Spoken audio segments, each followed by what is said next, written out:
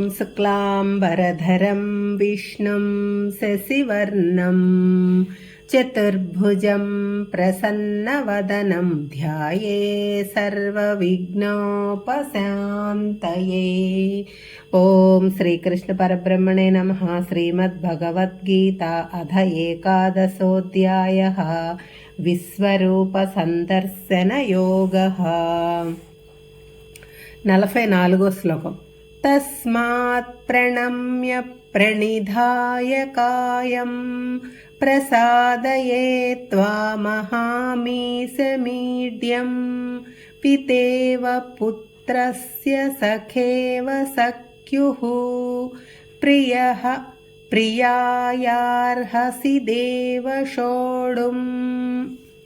ఈ లోకమునకు తండ్రి, గురువు, దైవము, పూజనీయులు అన్నీ మీరే కాబట్టి నన్ను కూడా తప్పు చేసిన కుమారుడిని తండ్రి క్షమించినట్టు, స్నేహితుడిని అపరాధమును మరొక స్నేహితుడు క్షమించినట్టు, ప్రియురాలి వాత్సల్యత్వమును ప్రియుడు క్షమించినట్టు నువ్వు కూడా నా తప్పులన్నింటినీ క్షమించు తండ్రి, నీకు సాష్టాంగ నమస్కారం చేస్తున్నాను, నా తప్పులను మన్నించు।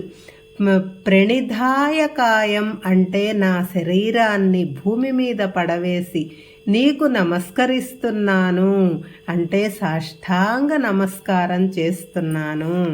సాష్టాంగ నమస్కారం పూర్తి శరణాగతి గుర్తు।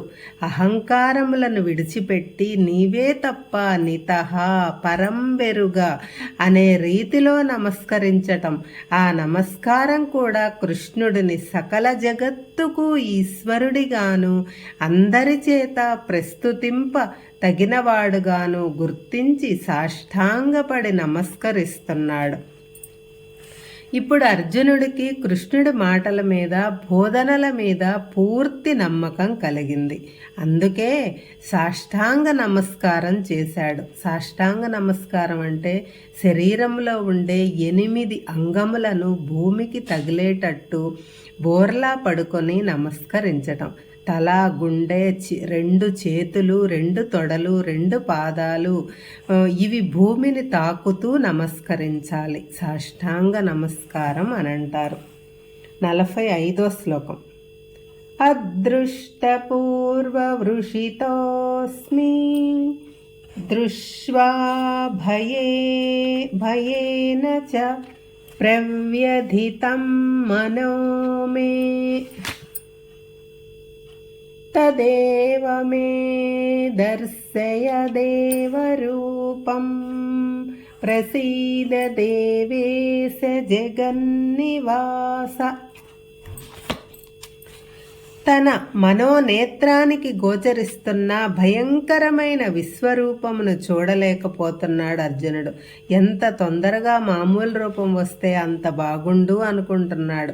అదే పైకి అన్నాడు, అత్యంత భయంకరమైన నీ విశ్వరూపం చూసి భయపడ్డానంటే కృష్ణుడు తనను పిరికివాడు అనుకునే ప్రమాదం ఉంది।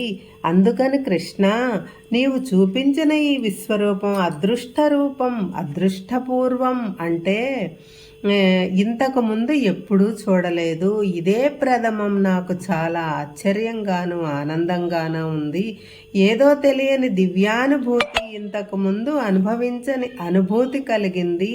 కానీ ఎక్కడో ఒక మూల చెప్పలేని భరించలేని భయం కూడా ఉంది, మనసంతా ఆందోళనగా ఉంది। కాబట్టి ఓ దేవదేవా జగన్నివాస, నా మీద దయ ఉంచి ఇంతకు ముందు రూపంలోనే కనపడయ్యా అని ప్రార్థించాడు। ఇంతకుముందు తాను చూసిన రూపం ఎలా ఉంటుందో తరువాతి శ్లోకంలో వివరించాడు అర్జునుడు। 46వ శ్లోకం। కిరీటినం గదినం చక్రహస్తం ఇచ్చామి త్వాం ద్రష్టుమహం తథైవ తేనైవ రూపేణ చతుర్భుజేన సహస్రబాహో భవ విశ్వమూర్తే। ఓ కృష్ణ, ఈ అనంత విశ్వమంతా నిండి విశ్వమే నీ రూపముగా కల ఓ విశ్వమూర్తి, ఓ సహస్రబాహు, ఇంక చాలయ్యా, నేను నీ రూపాన్ని చూడలేకపోతున్నాను. ఈ భయంకరమైన కాలపురుషుని అవతారం చాలించి నీ విశ్వరూపాన్ని ఉపసంహరించి ఇదివరకటి మాదిరి ఎంచక్కా పట్టు పీతాంబరాలు, వనమాలలు, కిరీటము, గద, చక్రము, నెమలిపించము, ముఖాన చిరునవ్వు, సౌమ్యంగా ఉన్న మునుపటి ఆ రూపం ధరించు అని వేడుకున్నాడు. ఇప్పుడు ఇక్కడ ఒక విషయం ఉంది. చతుర్భుజం అని వాడారు వ్యాసుల వారు. కానీ ఇంతకుముందు ఎక్కడా కృష్ణుడు 4 చేతులలో అర్జునుడికి కనపడినట్టు లేదు. కాకపోతే అర్జునుడి మనసులో ఒక ఊహ మెదిలి ఉండవచ్చు.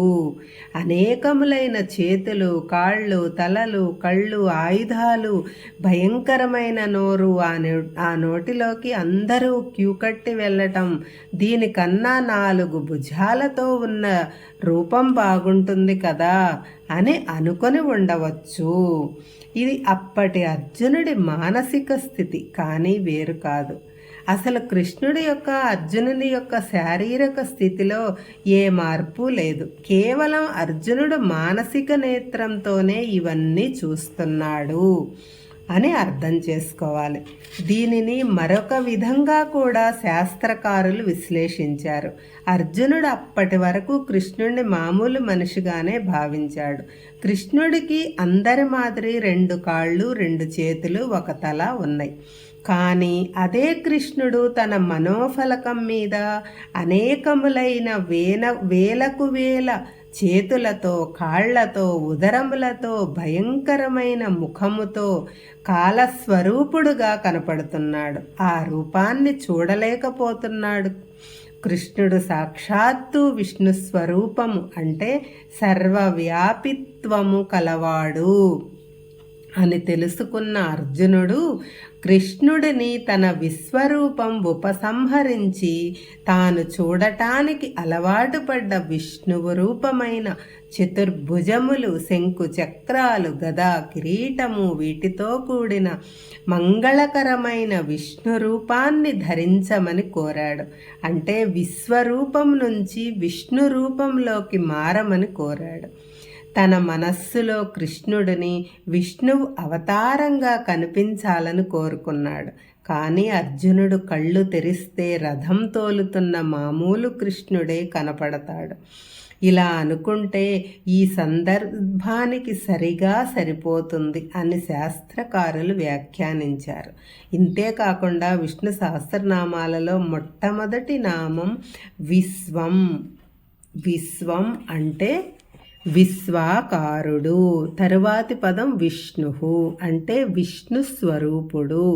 అందుకే అర్జునుడు కాలస్వరూపుడైన విశ్వరూపుడిని మంగళకరమైన విష్ణు స్వరూపుడుగా కనపడమని కోరాడు అని రాశాడు. కానీ కృష్ణుడు మాత్రం చేతిలో చర్నాకోలతో రథం మీద కూర్చుని కనిపించాడు. అర్జునుడు విశ్వాకారుడుగాను కాలస్వరూపుడుగాను కనిపించటం కేవలం అర్జునుడి మనస్సులో ఏర్పడిన భావన మాత్రమే అని అర్థం చేసుకోవాలి. హరే కృష్ణ.